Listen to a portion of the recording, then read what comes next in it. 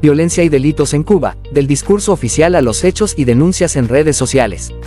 Un informe de Cubadata reconoce la prevalencia de distintos tipos de violencias y delincuencia en el país. Los resultados se basan en el año 2022 y muestran que durante ese periodo el 61% de los encuestados reportó haber sido víctima de algún tipo de violencia o delincuencia.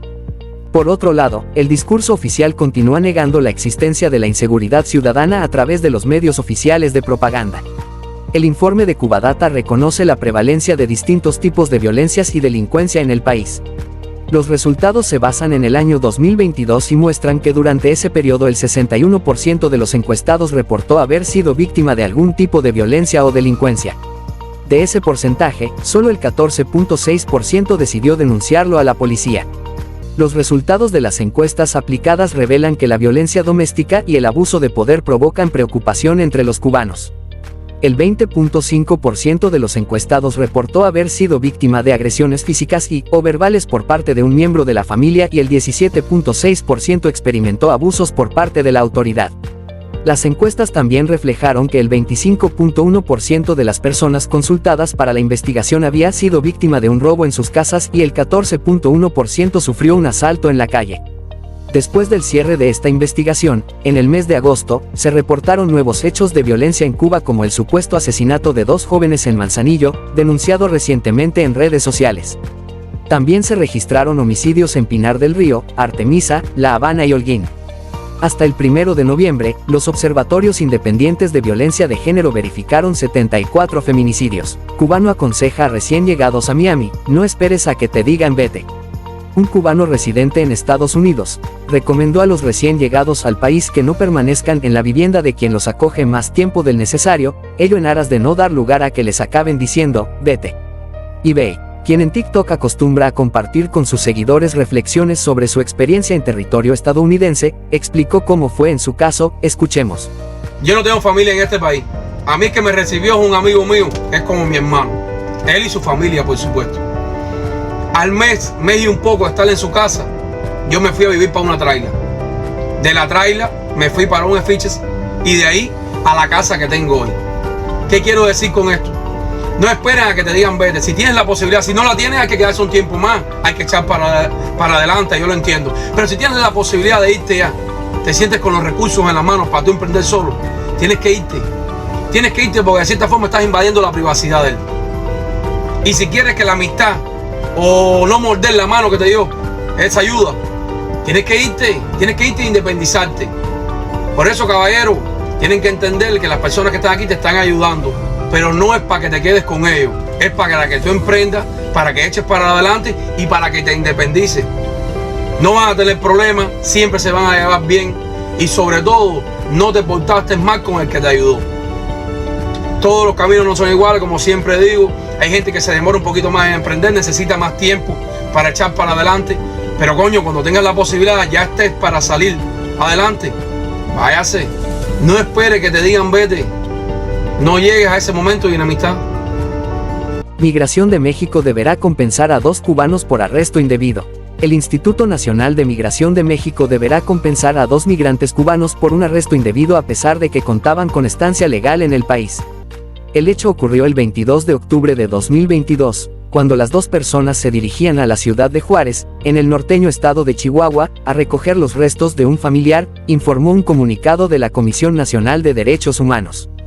Durante el viaje fueron detenidas en el estado de Querétaro, privadas de su libertad y trasladadas contra su voluntad a Oaxaca, sin que ninguna autoridad verificara la autenticidad de sus documentos migratorios ni los escuchara. Tras el hecho, las víctimas presentaron una queja ante la CNDH, que solicitó al INM la documentación vinculada con el caso y determinó que al menos 11 servidores públicos cometieron violaciones al debido proceso y deberán asumir sanciones. Ese organismo también ordenó al INM la reparación integral del daño a las 2 personas agraviadas, las cuales deberán ser incluidas en el Registro Federal de Víctimas, recibir atención psicológica y el tratamiento, así como los medicamentos necesarios para su recuperación. La entidad deberá implementar un curso de capacitación en derechos humanos para prevenir daños a personas documentadas, pero también a inmigrantes indocumentados que transiten por México, subraya el informe. La Comisión Interamericana de Derechos Humanos da seguimiento a medidas cautelares en favor de personas privadas de libertad en Cuba. En su 188 periodo de sesiones, la Comisión Interamericana de Derechos Humanos realizó este pasado martes la audiencia seguimiento de medidas cautelares de personas beneficiarias privadas de libertad en Cuba.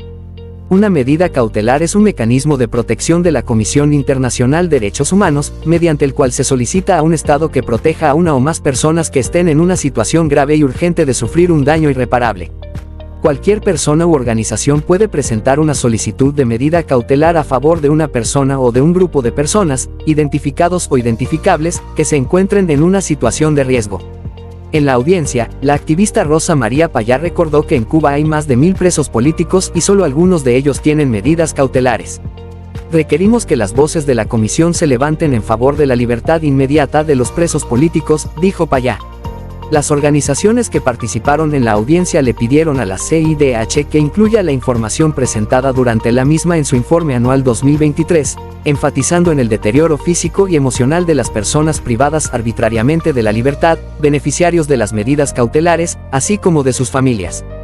También pidieron que el organismo inste al Estado cubano a aplicar las reglas mínimas de las Naciones Unidas para el tratamiento de los reclusos, y que monitore las condiciones de salud de las personas privadas arbitrariamente de la libertad, protegidas por las medidas cautelares analizadas y el seguimiento a la situación de deterioro físico, emocional y económico de las familias, así como a la posible imposición de regulaciones, exilios forzados y prohibiciones de retorno en caso de recobrar su libertad. Se solicitó asimismo la realización de una sesión extraordinaria del Consejo Permanente de la Organización de Estados Americanos para presentar la situación de la libertad de expresión en Cuba, así como las violaciones a los derechos humanos fundamentales y la situación de los presos políticos. Régimen cubano ingresó entre 4.800 y 9.600 millones de dólares por tropas en Angola. El régimen cubano ingresó entre 4.800 y 9.600 millones de dólares durante la guerra de Angola, a costa del sufrimiento de miles de jóvenes cubanos enviados a combatir, algunos en el servicio militar activo. De acuerdo a Maria C. Werlau, directora de la organización Archivo Cuba, el conflicto angolano, entre 1975 y 1991, fue un sangriento y lucrativo negocio para el régimen castrista. Con el apoyo militar de la Unión Soviética, Cuba envió a Angola a 377.033 soldados y 50.000 colaboradores civiles como parte de una intervención internacional que le reportó ganancias millonarias, informó Werlau en Infobae. El pago mensual al régimen era de $1.000 por soldado raso y $2.000 por oficial, sin contar ingresos por saqueo de recursos naturales angolanos. Mientras tanto, a los soldados se les pagaba una miseria como si estuvieran en Cuba, $7 al mes para los rasos y $14 para los sargentos. Es decir, entre $8.5 y $17 al año. Muchos estuvieron 3 años en el frente sin vacaciones. Los que regresaron lo hicieron mutilados, traumatizados o enfermos mentales, y hoy viven en la pobreza. La cifra oficial de muertos cubanos es de 2.085, pero expertos consideran que fue mayor. El servicio militar obligatorio en Cuba ha sido una experiencia terrible para miles de cubanos. Los reclutas soportan condiciones deplorables, abusos, hambre y explotación laboral extrema. En agosto de 2023, un artículo de Cubanet contabilizaba un total de 31 casos de jóvenes cubanos fallecidos durante el servicio militar.